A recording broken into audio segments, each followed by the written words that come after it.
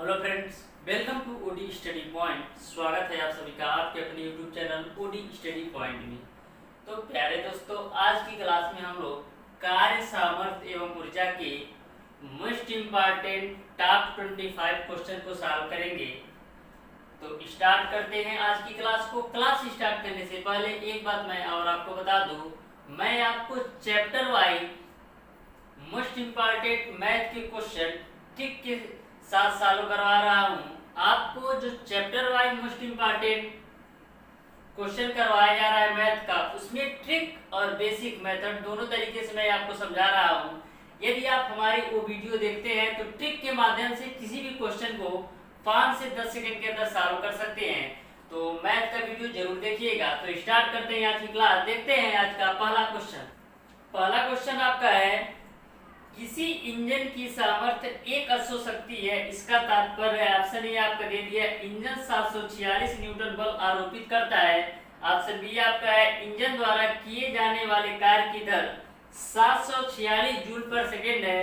Option C आपका दे दिया engine द्वारा कुल किया जाने वाला कार्य 746 जूल है। और ऑप्शन डी आपका उपरोक्त में से कोई नहीं। तो सबसे पहले आपको पता होना चाहिए कि सामर्थ्य की यूनिट क्या होती है। तो सामर्थ्य की यूनिट जो होती है वो आपका होता है जूल प्रति सेकेंड। जूल प्रति सेकेंड आपका होता है सामर्थ्य की यूनिट। तो आप यूनिट से भी आप ऑप्शन को टिक कर सकते हैं। देखिए आपका ऑप्शन नंबर बी में दिया है इंजन द्वारा किए जाने वाले कार्य की दर 746 जूल पर सेकेंड है। इस तरीके से आपका ऑप्शन नंबर बी सही हो जाएगा। नेक्स्ट क्वेश्चन है आपका, एक घोड़ा 20 न्यूटन के बल द्वारा किसी गाड़ी को 5 मीटर तक खींचता है, घोड़े द्वारा किया गया कार्य होगा। 4 ऑप्शन आपको दे दिए गए हैं, चेक करना है कि कौन सा ऑप्शन सही होगा। तो आपको W की वैल्यू निकालना है।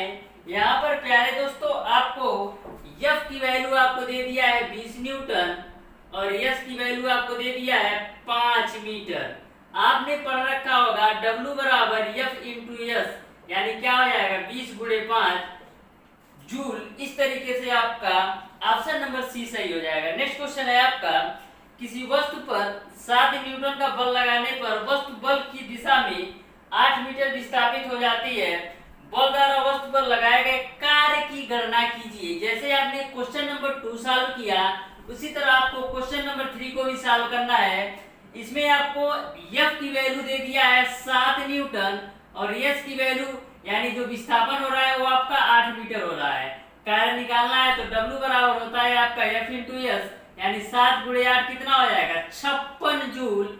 इस तरीके से आपका ऑप्शन नंबर बी सही हो जाएगा। नेक्स्ट क्वेश्चन है आपका, एक पिंड पर 40 न्यूटन का बल लगाने से वह बल की दिशा में 60 डिग्री के कोण पर 20 मीटर विस्थापित हो जाता है। बल द्वारा कुल कृत कार्य होगा। तो इस क्वेश्चन को सॉल्व करते हैं। यहाँ पर आपको F की वैल्यू जो दे दिया है वो आपका दे दिया है 40 न्यूटन। उसके बाद से विस्थापन जो आपका दे दिया है 20 मीटर, यानी S की वैल्यू आपको दे दिया है 20 मीटर और थीटा का मान आपको दे दिया है 60 डिग्री। आपने पढ़ रखा होगा कि W बराबर आपका होता है F into S cos theta. F की वैल्यू आपका है 40, S की वैल्यू आपका 20 है और cos 60 तो हो जाएगा 40 गुणे 20। cos 60 का मान 1/2 होता है। तो यहाँ से आपका कैंसिल होगा तो 10, यानी 400 जूल आएगा। इस तरीके से आपका ऑप्शन नंबर बी सही हो जाएगा। नेक्स्ट क्वेश्चन है आपका, यदि किसी पिंड की गतिज ऊर्जा 4 गुनी कर दी जाए तो उसका संवेग हो जाएगा। ऑप्शन ए आपका है 4 गुना, ऑप्शन बी आपका है 2 गुना, ऑप्शन सी आपका है 3 गुना और ऑप्शन डी आपका है 5 गुना। तो आपने काइनेटिक एनर्जी और संवेग P में संबंध पढ़ रखा होगा कि काइनेटिक एनर्जी बराबर आपका होता है P²/2m। बोला जा रहा है कि गतिज ऊर्जा 4 गुनी कर दी जाए। यदि गतिज ऊर्जा को 4 गुनी करेंगे तो समय कितना होगा, 4 का रूट ओवर निकालना पड़ेगा, यानी 2 गुना होगा। इस तरीके से आपका ऑप्शन नंबर ए सही हो जाएगा। नेक्स्ट क्वेश्चन है आपका प्यारे दोस्तों, r त्रिज्या के वृत्त में घूमने वाले पिंड पर अभिकेंद्री बल द्वारा कृत कार्य होगा। तो सबसे पहले क्वेश्चन के लैंग्वेज को आपको समझना है। बोला जा रहा है कि r त्रिज्या के वृत्त, यदि कोई भी पिंड आपका वृत्त के रूप में कार्य करता है, r त्रिज्या के वृत्त पर बोला जा रहा है घूमने वाले पिंड पर केंद्रीय बल होगा। तो कभी भी किसी भी सर्किल के अंदर कोई भी पिंड राउंड लगाता है या कार्य करता है राउंड लगाते हुए, तो किया गया कार्य शून्य होता है। इस तरीके से आपका ऑप्शन नंबर ए सही हो जाएगा। नेक्स्ट क्वेश्चन है आपका, दो वस्तुओं के संवेग समान है, यदि उनके द्रव्यमान m1 व m2 हो तथा गतिज ऊर्जाएं k1 व k2 हो, तो k2 अपन k1 होगा। चार ऑप्शन आपको दे दिए हैं। तो सबसे पहले यहाँ पर पहले ही कंडीशन दे रखा है कि संवेग समान है, यानी जो P1 और P2 दोनों की वैल्यू समान है, इसका भी P होगा तो इसका भी P होगा। उसके बाद से बोला गया है कि द्रव्यमान m1 व m2 है और गतिज ऊर्जा k1 व k2 है। तो बोला जा रहा है कि k2 अपन k1 बताइए। तो सबसे पहले आपने पढ़ रखा होगा कि काइनेटिक एनर्जी बराबर आपका होता है p²/2m। तो पहले केस के लिए बात करें तो k1 बराबर आपका हो जाएगा p1²/2m1, और दूसरे केस के लिए बात करें तो k2 बराबर आपका हो जाएगा p2²/2m2। ओके, आपको k2 अपन k1 निकालना है तो लिख लीजिए k2 अपन k1 बराबर k2 की वैल्यू आपका क्या है p2²/2m2 बटे k1 की वैल्यू क्या है p1²/2m1। यहाँ पर आपने एक चीज देखा होगा कि p1 और p2 दोनों की वैल्यू सेम है, तो ये तो कैंसिल हो जाएंगे। तो k2 अपन k1 बराबर आपको क्या मिल जाएगा 2m1 अपान का 2m2, ये 2 से 2 कैंसिल, यानी k2 अपन k1 बराबर आपको मिल जाएगा m1 अपान m2। इस तरीके से आपका ऑप्शन नंबर ए सही हो जाएगा। नेक्स्ट क्वेश्चन है आपका, एक किग्रा द्रव्यमान का पत्थर का टुकड़ा 25 मीटर की ऊंचाई से स्वतंत्रतापूर्वक गिराया जाता है। जब वह पृथ्वी से 4 मीटर की ऊंचाई पर है तो उस क्षण उसकी गतिज ऊर्जा व स्थितिज ऊर्जा होगी। तो सबसे पहले क्वेश्चन क्या बोला जा रहा है, मान लीजिए ये आपका कोई पिंड है, 25 मीटर ऊंचाई से गिराया जा रहा है, यानी जहां पर ये पिंड है इसकी धरती से ऊंचाई 25 मीटर है। ये बोला जा रहा है कि जब ये 21 मीटर की दूरी पर है, मान लिया मैंने कि यहाँ तक का 21 मीटर की दूरी पर है, तो 21 मीटर की दूरी पर स्थितिज ऊर्जा और गतिज ऊर्जा दोनों आपको निकालना है। यदि मैं टोटल एनर्जी की बात करूं तो हमारा क्या हो जाएगा mgh, m की वैल्यू 1 दे दिया है, g की वैल्यू 10 ले लीजिए और h की वैल्यू आपका क्या हो जाएगा, h की वैल्यू आपका हो जाएगा 25। यदि मैं टोटल एनर्जी की बात करूं स्टार्टिंग से एंड तक तो आपका हो जाएगा 250। स्थितिज ऊर्जा क्या होगा, स्थितिज ऊर्जा क्या आपका होगा mgh होता है, m g की वैल्यू 10 और h की वैल्यू 21 ले लीजिए तो 210 हो जाएगा। अब आपने पढ़ रखा होगा कि कुल एनर्जी या यांत्रिक ऊर्जा बराबर आपका होता है गतिज ऊर्जा प्लस स्थितिज ऊर्जा। तो यदि आपका कुल ऊर्जा 250 है, उसमें स्थितिज ऊर्जा 210 है, तो गतिज ऊर्जा कितना होगा 40।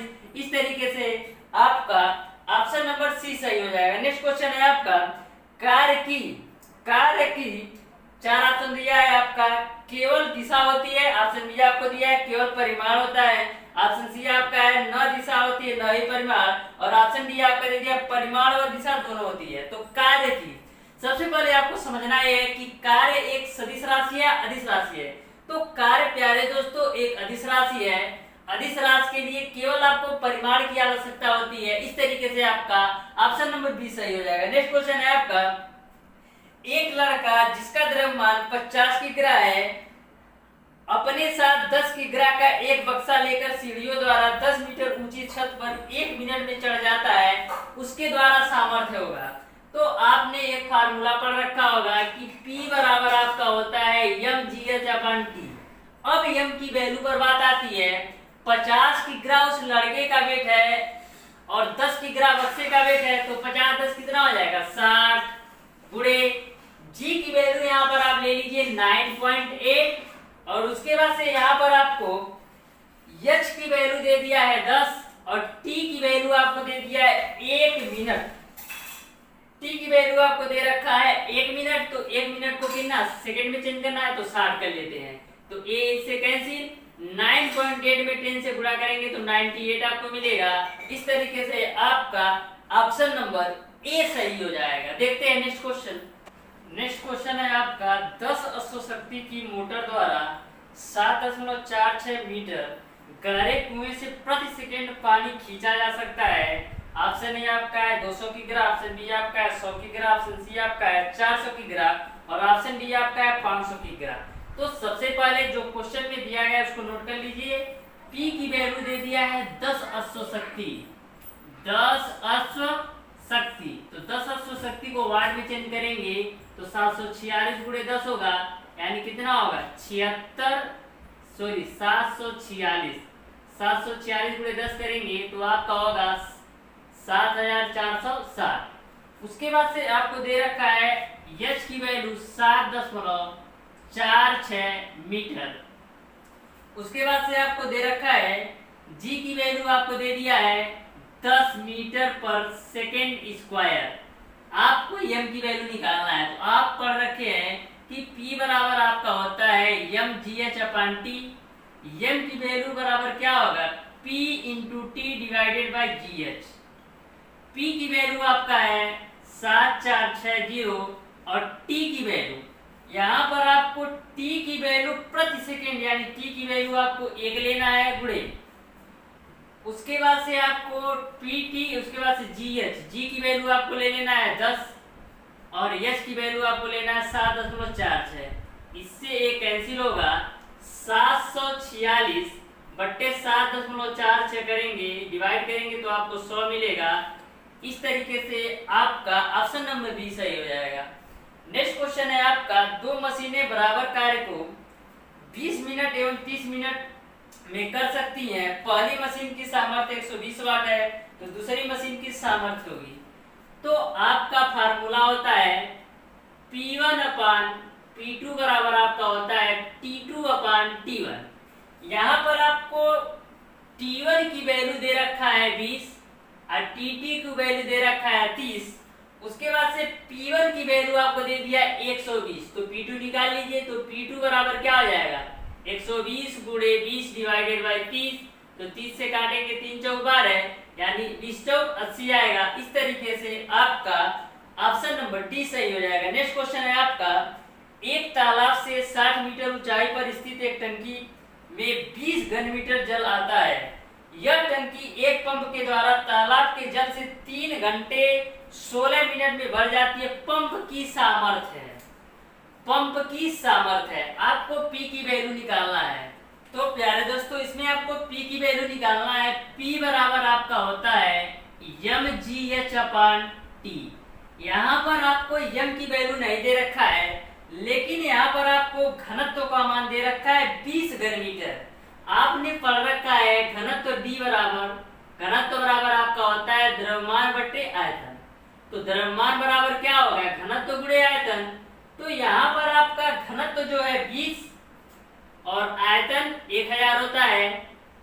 तो 20 गुणे 1000 करेंगे तो 2 गुणे 10 पे पावर कितना होगा 4। am की वैल्यू आ गई, m निकाल लीजिए। m की वैल्यू आपका हो गया 2 गुणे 10 पे पावर 4 और G की वैल्यू आप ले लीजिए 10 और H की वैल्यू आपको दे रखा है 60 मीटर। तो 60 मीटर ले लिया और T की वैल्यू यहाँ पर दे दिया 3 घंटे 16 मिनट। तो 3 घंटे 16 मिनट को आप मिनट में चेंज करेंगे तो 6 3 18 और 16 कितना हो गया 196 मिनट।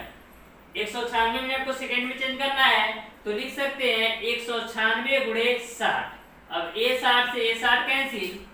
उसके बाद से आपका इसको हम 9.8 ले लीजिए G की वैल्यू तो आपको सही पड़ेगा। तो यहाँ से आपको हो जाएगा 2 गुणे 10 पे पावर 3, ये आपका हो जाएगा 98। मैंने क्या किया एक पावर से इसमें गुणा किया तो ये दशमलव हट गया, डिवाइडेड बाय 196। 98 गुना कितना होता है 196, 2 से 2 कैंसिल यानी आपको मिल जाएगा 1000।